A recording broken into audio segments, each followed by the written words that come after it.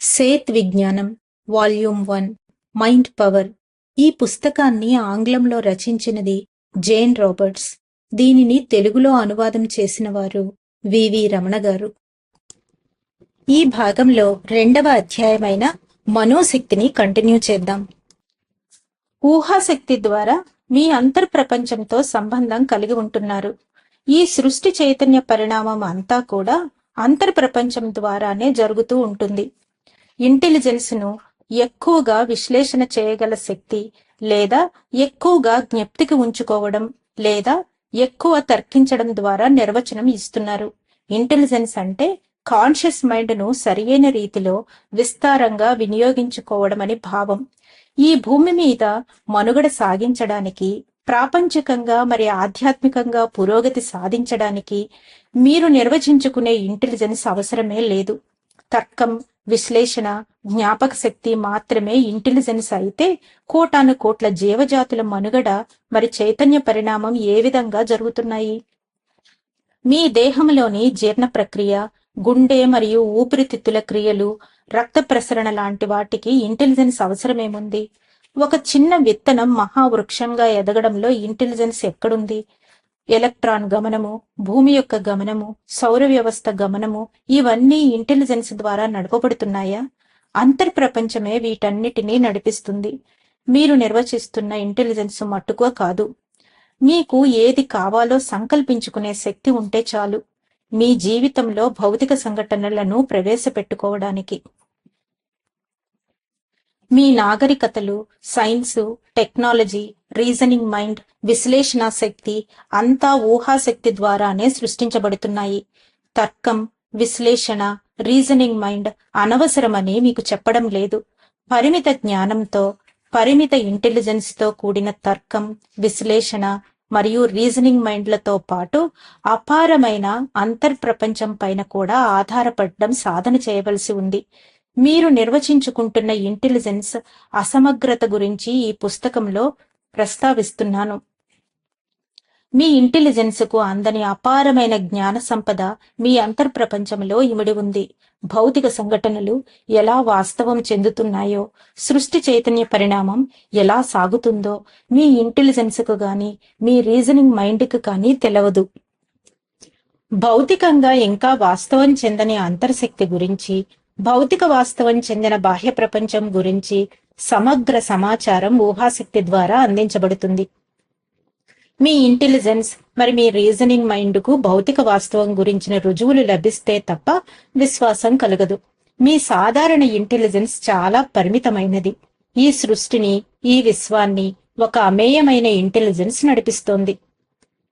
మీ ఊహాశక్తి మరి సంకల్ప శక్తి అనేవి అంతర్ప్రపంచానికి సంబంధించినవి. మీ ఊహాశక్తి మరి సంకల్ప శక్తి జనిస్తున్నప్పటికీ కాన్షియస్ మైండ్ ఇచ్చే సందేశాలు, సూచనలను, ఆర్డర్స్ ను అంతర్ప్రపంచానికి తెలియజేయడంలో ఇవి ప్రధాన పాత్రను పోషిస్తున్నాయి. ఈ విశ్వంలో అనంతమైన జ్ఞానం మీ పరిమిత ఇంటెలిజెన్స్ కు అందనిది. మీ సంఘం ఇచ్చిన జ్ఞానం పరిధిలో, మీ కాన్షియస్ మైండ్ పరిధిలో మాత్రమే మీ ఇంటెలిజెన్స్ విస్తరించి ఉంటుంది.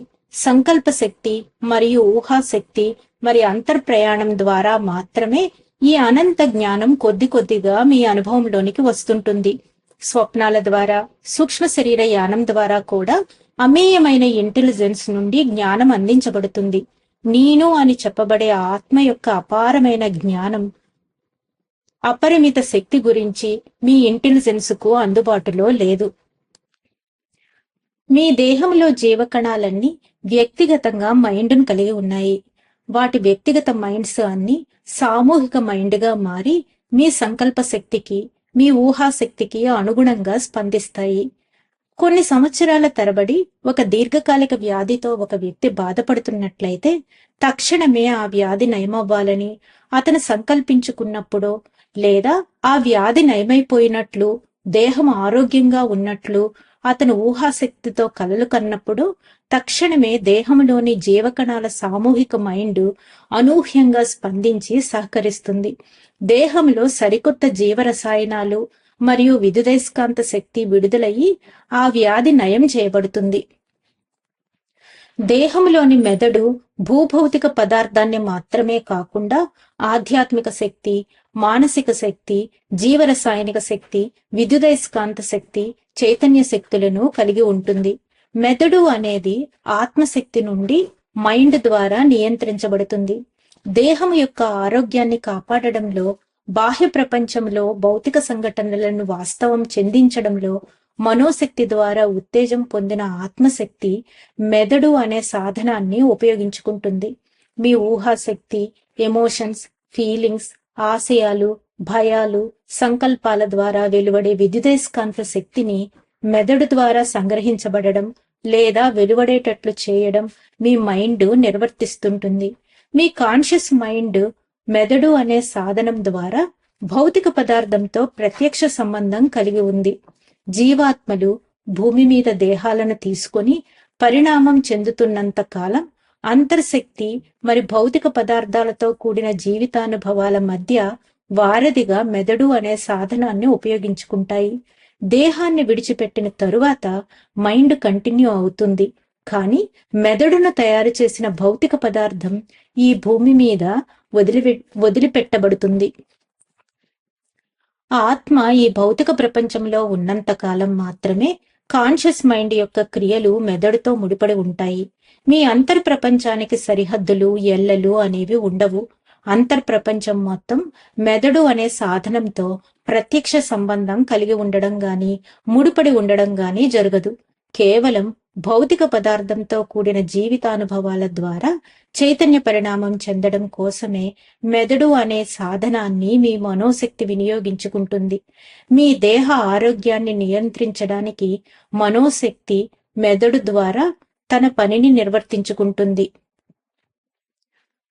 మైండ్ మల్టీ డైమెన్షనల్ గా చైతన్య పరిణామం చెందుతూ ఉంటుంది. మల్టీ డైమెన్షనల్ గా ఉన్న మనోశక్తిని మెదడు అనే సాధనం 3 డైమెన్షన్ తలంపై భూభౌతిక ప్రపంచంతో సంయోగం చెందించి ప్రత్యక్ష సంబంధం ఉండేటట్లు చేస్తుంది.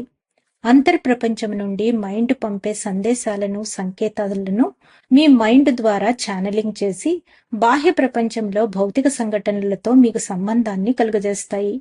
అదే మాదిరిగా బాహ్య భౌతిక ప్రపంచంలోని సమాచారాన్ని, సందేశాలను మెదడు ద్వారా ఛానలింగ్ చేసి అంతర్ ప్రపంచానికి అందించడం జరుగుతుంది. ఈ భూభౌతిక ప్రపంచంతో సంయోగం చెందుతూ చైతన్య పరిణామం చెందుతున్నంత కాలం ఈ మెదడు యొక్క అవసరం తప్పనిసరి అవుతుంది.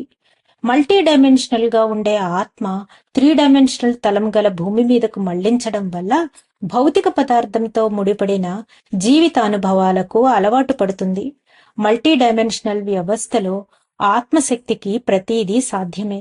కానీ 3 డైమెన్షనల్ వ్యవస్థలోనికి ఆత్మ జీవాత్మగా జన్మించినప్పుడు కాలం, దూరం అనే చట్రంలో గల కొన్ని నమ్మకాలకు, విశ్వాసాలకు లోనై తన అంతర్ప్రపంచంలో గల అపారమైన, అనంతమైన శక్తిని మరిచిపోవడం జరుగుతుంది.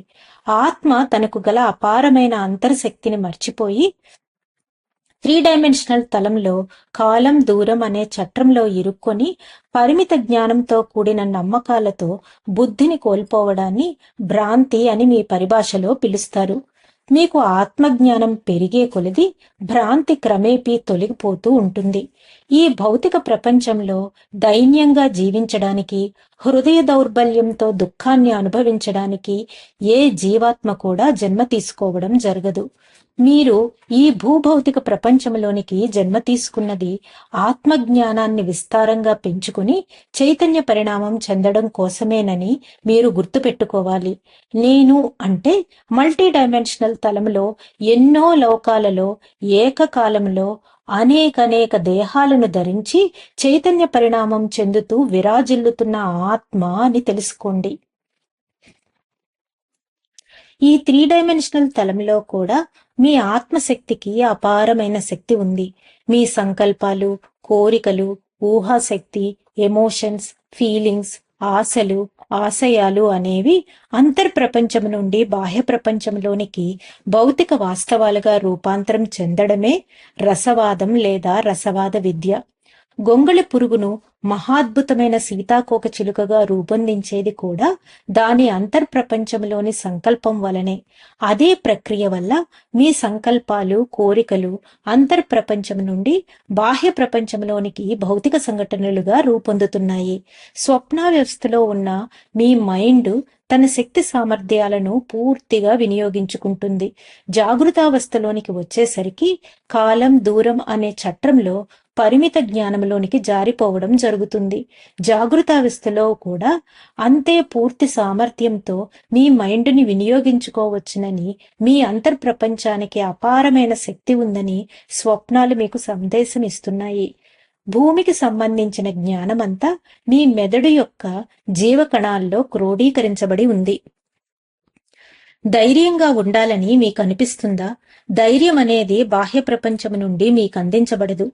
ధైర్యంగా ఉన్నట్లు ఊహించుకోండి. మీరు ఎదుర్కొనే జీవితానుభవాల పట్ల ధైర్యంగా ఉన్నట్లు ఊహించుకోండి. ఇతరులతో వ్యవహారం నెరపుతున్నప్పుడు ధైర్యంగా ఉంటున్నట్లు ఊహించుకోండి. మీ ఊహాశక్తికి అనుగుణంగా మీ అంతర్ప్రపంచం స్పందించి బాహ్య ప్రపంచంలో వాస్తవం పొందేటట్లు చేస్తుంది. మీకు జ్ఞాపక శక్తి తక్కువగా ఉందా? జ్ఞాపక శక్తిని మీ డాక్టర్లు గాని, శాస్త్రవేత్తలు గాని అందించలేరు. జ్ఞాపక శక్తిని మీ అంతర్ప్రపంచంలోని మనోశక్తి ద్వారా అభివృద్ధి చేయడం మినహా మరే మార్గము లేదు. మనోశక్తి మాత్రమే మీకు జ్ఞాపక శక్తిని కలుగజేస్తుంది. మీ చైతన్య శక్తి పెరిగే కొలది మీకు నైపుణ్యం పెరుగుతుంటుంది. బుద్ధి వికాసం వ్యాకోచిస్తూ ఉంటుంది. బుద్ధి మాంద్యాన్ని తొలగించే ఏకైక మార్గం చైతన్య శక్తిని పెంచుకుంటూ రావడమే. భూభౌతిక ప్రపంచంలో అన్ని కళలలో, అన్ని శాస్త్రాలలో నైపుణ్యం సాధించడానికి మీ ఊహాశక్తిని విరివిగా ఉపయోగించడం ద్వారా సాధ్యమవుతుంది. చైతన్య శక్తిని పెంచుకోవడం ద్వారా కూడా మీ మనోశక్తిని మరింత వినియోగంలోనికి తీసుకుని రావచ్చు. ఊహాశక్తిని సీరియస్ గా కాకుండా చాలా సరదాగా ఉపయోగించండి. తప్పనిసరిగా ఫలితాలు రాబట్టవలసిందేనన్నంత సీరియస్ గా ఉపయోగించడం చేయకండి.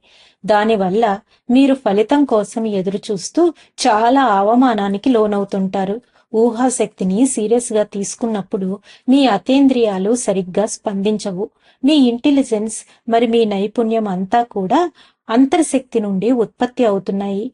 మీ రీజనింగ్ మైండ్ ద్వారా మీ దేహంలోని గుండెను, ఊపిరితిత్తులను నియంత్రించలేరు. కనీసం ఒక్క జీవకణాన్ని కూడా మీ రీజనింగ్ మైండ్ నియంత్రించలేదు. మీ దేహంలో అనంతమైన రసాయనిక చర్యలు, రసాయనిక సంయోగాలు, జీవరసాయనిక ప్రక్రియలు మీ ఆత్మశక్తి ద్వారా సంభవిస్తున్నాయి. ఒక దీర్ఘకాలిక ప్రాణాంతక వ్యాధిని నయం చేసుకోవాలని మీరు బలంగా సంకల్పించినప్పుడు లెక్కలేనన్ని జీవరసాయనిక చర్యలు జరిగి ఆ వ్యాధిని నయం చేసుకోవడం జరుగుతుంది. రసాయనిక సంయోగాలు, రసాయనిక చర్యలు ఏ విధంగా జరుగుతాయో దేహ ఆరోగ్య రక్షణ వ్యవస్థను కాపాడుకోవడంలో మీ సైన్సుకు అందని ఎంజైములు, హార్మోన్లు ఎలా ఉత్పత్తి అవుతున్నాయో ఇంతవరకు మీ డాక్టర్లు పసిగట్టలేకపోతున్నారు. క్షణకాలంలో కొన్ని లక్షల జీవరసాయనిక చర్యలు, జీవరసాయనిక సంయోగాలు మీ దేహంలో చోటు చేసుకుంటున్నాయి. వీటిని పసిగట్టి దేహానికి సరియైన చికిత్సా విధానం ఇవ్వగల స్థితి ప్రస్తుతము మీ వైద్య శాస్త్రానికి లేదు. కృత్రిమంగా సృష్టించబడుతున్న రసాయనిక పదార్థాలు, టాబ్లెట్లు, ఇంజెక్షన్స్ రూపంలో మీ దేహంలోనికి చొప్పించబడుతున్నాయి. ఇవి మీ దేహ ఆరోగ్యానికి ఎంత మాత్రమూ మంచిది కాదు. ఈ అలోపతి డాక్టర్ల వ్యవస్థ, వారి చికిత్సా విధానం మీ మానవ జాతికి పట్టిన దౌర్భాగ్యం. ప్రతి చిన్న ఆరోగ్య సమస్యకు డాక్టర్ల దగ్గరకు పరిగెత్తడం మానుకోండి. మీ దేహానికి గల అపారమైన శక్తిని విస్మరించి వాళ్ళేదో మీకు అద్భుతం చేస్తారని నమ్ముకోవడం మీ అవివేకం.